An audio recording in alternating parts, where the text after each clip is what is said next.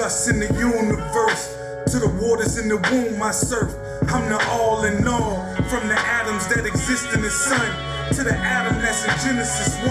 I'm the all in all, from the first king that walked this globe to the last black slave they stole. I'm the all in all, every living thing you see, all of those things exist in me. I'm the all in all, from the depths of the sea to Mount Everest. Allah in the flesh, most benevolent. This physical form born from melanin. When electrical thought sparked intelligence. Ain't nothing existing I don't exist in. From the clouds in the heavens down to this skin. If you doing the knowledge, you can follow Junes. In both cases, the basis, water molecules. Rain, sleet, snow, hailstorms come together the same way that my cells form. You don't see it yet, hard to fathom still. It's A-like to the pyramids, how my atoms build. I existed as DNA when the earth formed, and my paternal lineage is from the firstborns. Holy Quran, Bible, I'm coded there. In a fine mist, you'll miss if you don't know the square. Yeah, on all four corners they seek the G, while trying to speak on me in secrecy. I created the earth as mother and daughter. Her bones are the rocks, her blood is the water.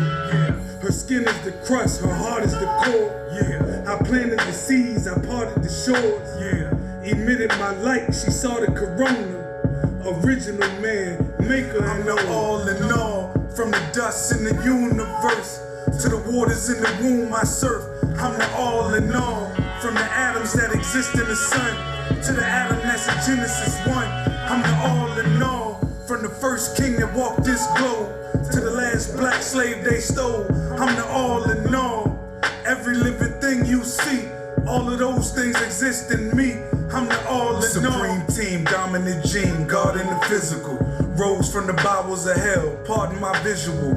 Cremators doing their job when they get rid of you. Crabs in the bucket, mind state to kill a nigga too.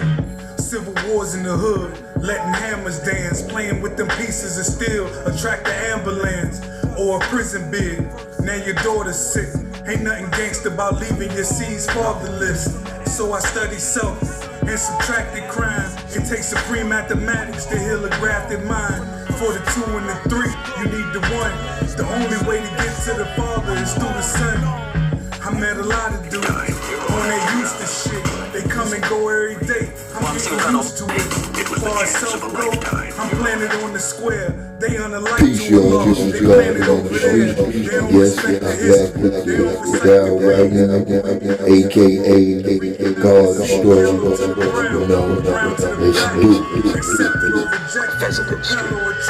It's been over 50 years, he been gone so far. Now that's a powerful cipher. Peace to Allah. Marked the residence where the slaying occurred. And a uniformed police officer sat idly in a patrol car, double parked outside with its engine running and emergency lights on, as curious neighbors mingled, talking in the cold nearby. That's all they get for free, bro. Taking it to another level. In the beginning, book 1. Yes, a novel by Darryl God Whiting, and today his son, Darryl Non-God Whiting, is here. Wait, so you don't study the teachings of the 5 percenters like your father did? A little bit. But that's not my thing, but I studied a little bit. Now the story, as I understand it, about your dad, he was drug kingpin, Allegedly. Is it alleged he's in jail? He's already locked up. It happened. I didn't find anything to be funny about those questions with brothers Young God. Known as the drug kingpin God, portrayed by LL Cool J in the movie In Too Deep. To others, I'm known by the name that my mom gave me, which is Darryl Whiting. I'm coming to you from the Federal Correctional Institution School Guild in Minersville, Pennsylvania, and I would like to take a moment before we get off into this interview to personally thank all of you for tuning in to the Life After Prison podcast to hear me out on the beneficial, life-changing things that I have to say. But because of the time constraints of being allowed only 2 10-minute phone calls a day, I won't be doing the entire interview myself. Instead, I'll be having someone else doing it for me in my written words. But God is willing, after being locked up for 32 years, I'll be released in the next month or so on emotional capacity release that I'll be filing in the District Court of Massachusetts I hope you'll all hear that. The guard is now free, and I'm doing this part on them, but hopefully we will be getting a live audio video from them soon.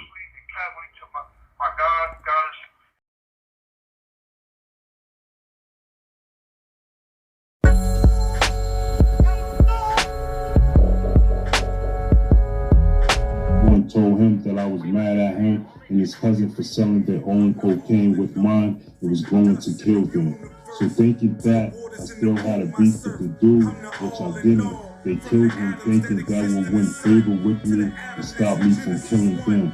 And I didn't order the murder of my best friend. The person who did that took it upon himself to do that and accept the responsibility for it. You see what he said?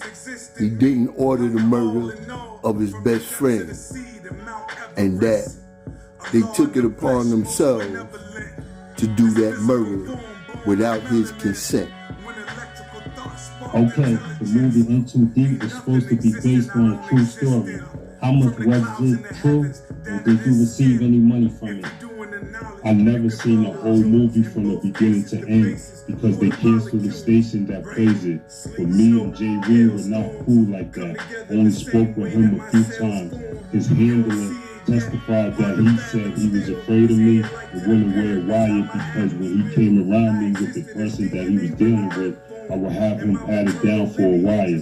During the investigation, he started smoking and became the person that he played doing his undercover work and had. Did you hear that? That Omar Epps, who played the undercover police in there, really actually started smoking and getting high in real life and became totally paranoid. And from what I saw, I would say that about 60 to 70% of it could be said to be true. To this day, they say some people in Massachusetts are still afraid of you, feel that you shouldn't be given a second chance, and there are many more that feel that you served enough time. 32 years, you should be set free. What do you say to those people? To those people who say they are afraid of me, feel that I shouldn't be cut free and given a second chance, I ask why. Are you afraid of me because of the way I was in the past and my reputation, and don't want me to get out because of the damage I contributed to people's lives? Well, my past life is behind me now. I'm 67 years old. I'm not going to get out and put together another drug crew and take over a project or neighborhood. My drug dealing days are over. You see, that's when they willing to let you back out in the street, when they feel you about close to dying. So, out of 67 years, he spent 32 years of that incarcerated. So that was almost half of his life incarcerated. So if you would think that anybody has a message or a story, aka Darryl Whiting, better known as my Ayalite, Rasheem, that they call God In Too Deep. Listen to his amazing story, y'all. To ready myself for what it is that must be done for things to become and should be released. I hear you on that, but you have a lot of work cut out for you. Now, you wrote a book titled Taking It to Another Level. In the beginning, what made you write that book, and how did you come up with the title and the character, Tyrell Montgomery? Well, I see how gangs are running wild in the streets, needing more direction, not fully knowing how to get where they want to go, which with all their potential, they can become something powerful, important to the world, and great. So I decided to make the possible sacrifice, knowing that when I got back in court, they were going to use it against me, or putting my freedom on the line by stepping up to the plate to offer to teach them how to do what they want to do and to get where they want to go and take it to another level by revitalizing and commercializing it by working together in unity of purpose and gang synergy. I also see that gangs should get back to their roots of protecting and defending their communities, the elderly, women, and children from being victimized by robbers, abusers, child molesters, rapists, and sex traffickers. The book is a 5-book series where gangs become legitimate investment groups and reduce gang violence, gang crimes, and drug distribution, and stop businesses to provide jobs, job training, drug and alcohol and abuse counseling, after-school programs, academic, vocational, and recreational programs, and that the gangs evolve into legal militias helping to protect and defend the country from terrorists, both foreign and domestic, doing the things that need to be done to clean up the country that the government can't do officially and isn't doing covertly. So what he's saying, that it's now time, just like when we was young, with the knowledge of self, and they destroyed all the gangs on the East Coast, especially in the 5 boroughs of New York City. And we came into the knowledge of ourselves. We became unified. We became supreme thinkers. But just like everybody else, the chemical warfare came upon us. And we actively participated in it by either using it or selling it or doing both. And that was the downfall and the destruction of our nation as we know it. And even though the GMG, Get Money Guards, participated in that, we knew better. And now we back to make sure that we give y'all the supreme knowledge, wisdom, and understanding that's going to guide you out of the ghettos of hell, that's going to take the gangs back off the street and take us back from being niggas back to being guards, instead of us going from guards back to being niggas. Torturing them and killing all the rats on my case. So the former prosecutor contacted the prosecutor telling him what they said and about the book. He also gave him an affidavit stating that besides those two being in fear of their lives, 2 of the jurors were in fear of their lives too, and that a murder victim's mother opposed my release. He also stated in the affidavit that my trial judge that sentencing stated that a life sentence was inadequate for me due to the nature of the offense and the damage that I did to the Roxbury community, and that due to the age of the case, the transcripts were unavailable. So the new prosecutor withdrew his recommendation for my release. So that was the reason why they denied your release? That's when they first denied his release in 2016. And just in case y'all wasn't clear on it, they denied his release because he wrote a book, and then his co-defendants turned around and got nervous, and they released the book to the DA's office. And they was trying to say, because of what he stated in the book, which was fictional, about coming home and hunting them down and killing them, that was reason for them to keep them incarcerated. Even though the females that's mentioned in the books recanted their testimony and also clearly state that they didn't have any fear whatsoever of the guard. My lawyer, if we had a copy and I turned the copy over to the court, when she seen that Paul Kelly had lied in his affidavit, she threw it out and went with the book to deny me based on her concerns for the 2 girls that got killed in the book. But when I was allowed to speak, I told the judge that the book was totally fiction and that I had no intention whatsoever to do any of the things mentioned in the book, that the girls and I are friends, that I was in communication with them, that they know all about the book, gave me permission to use their names that are similar to theirs, and that they had written affidavits for me recanting their testimony against me. But the judge in her decision said that when she went looking for the affidavits, she couldn't find them. Y'all check that out? They were still trying to hold the guard. But because God was all wise and intelligent and kept hold of his papers and his information like he should, he was able to utilize that in the process of gaining his release. are released, that I should be released, that they are not in fear of their lives, and enclosed their contact information in case the judge had any questions that she wanted to ask them. But the judge in hearing ruling said that she had sent the files upstairs to the appeal court, losing jurisdiction for reconsideration. When we filed a motion for stay to the appeals to remand the case back to Judge Cyrus for reconsideration, they denied it and affirmed her decision to deny my release. How do you feel about the Rat Brothers now? Do you want to get them for ratting and telling the prosecutor about the book you wrote that they used to not let you go home after 32 years to your children, grandchildren, and family? To tell the truth, for many, many years, it was very hard for me to not feel anything but sheer hatred for them and rage, and to not want to do something to them out of revenge.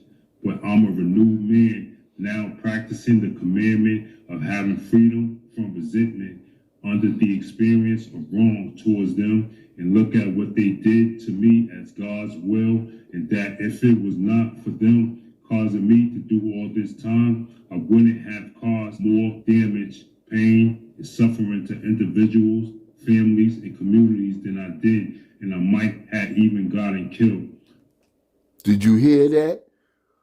See, because sometimes we get rescued, and we don't even realize that when we getting arrested, that we do time, but maybe that time saved us from ending up in the box, 6 feet under, as they say. Finito. Like we say in the lessons, the dead is never known to return from the grave. So y'all young individuals need to keep that in mind constantly, all the time, that you're only going to get one life, and life is meant to live.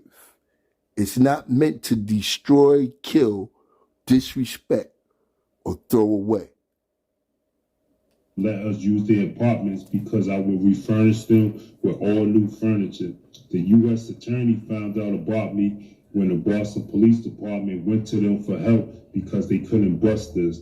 They didn't find out about me from the interview with the Phoenix, and I gave them that interview at my recreational hall to show that there was no illegal activity going on at my center and that it wasn't for anything other than what it was for.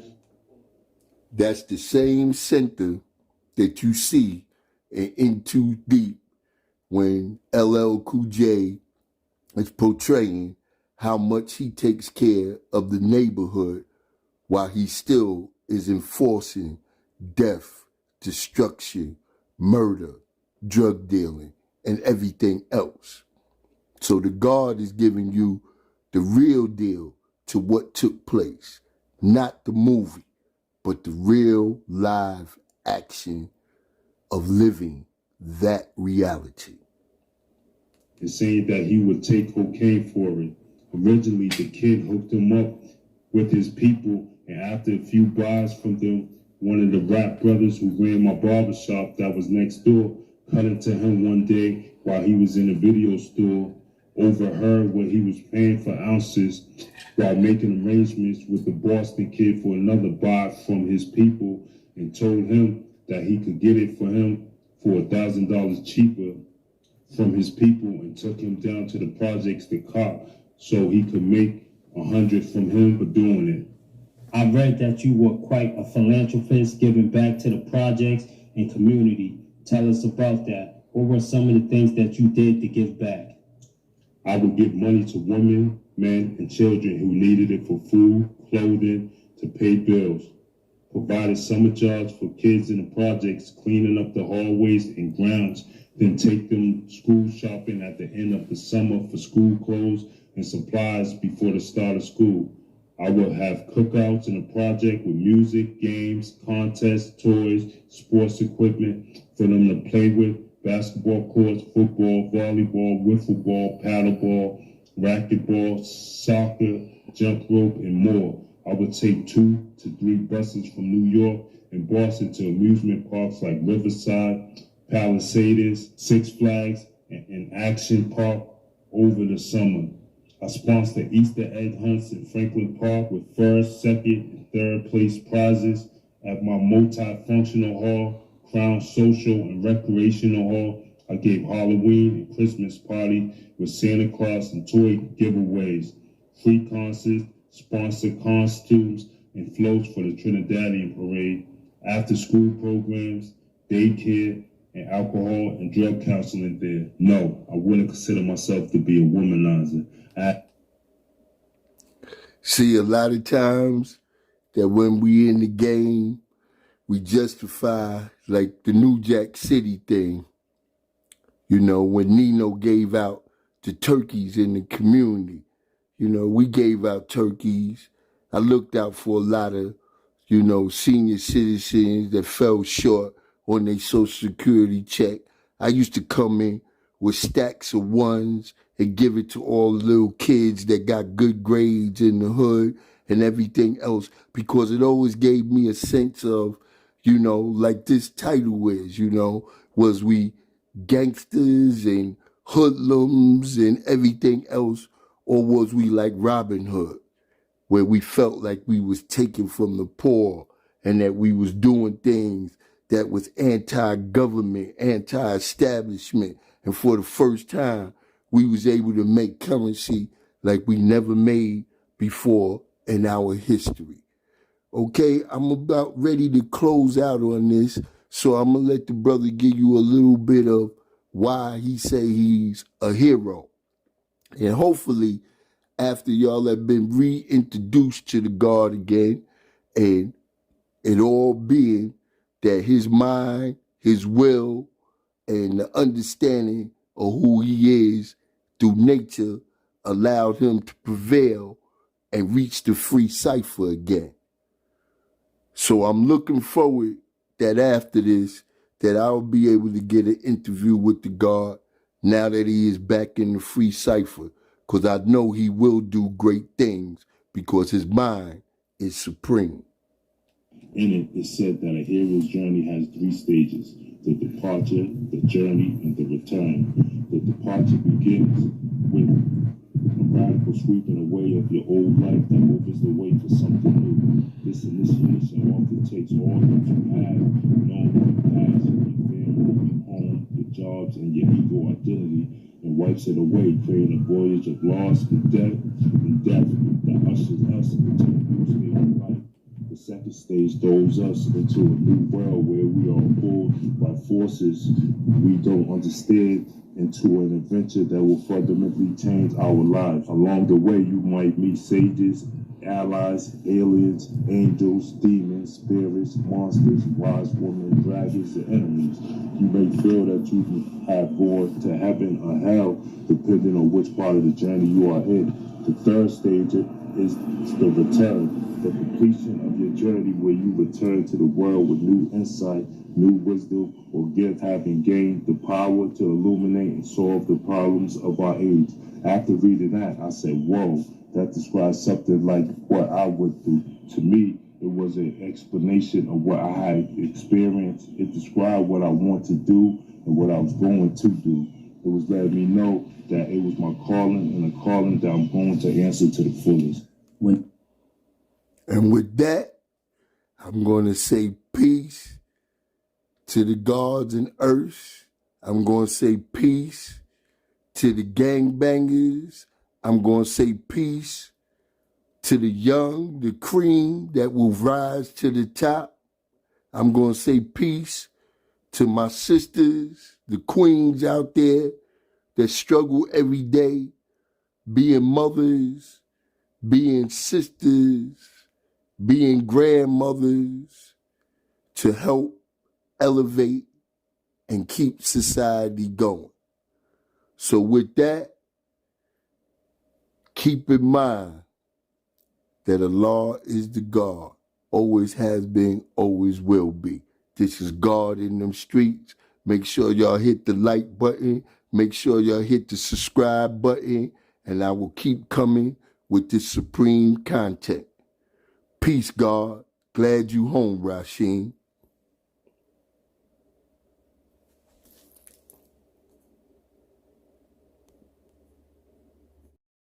We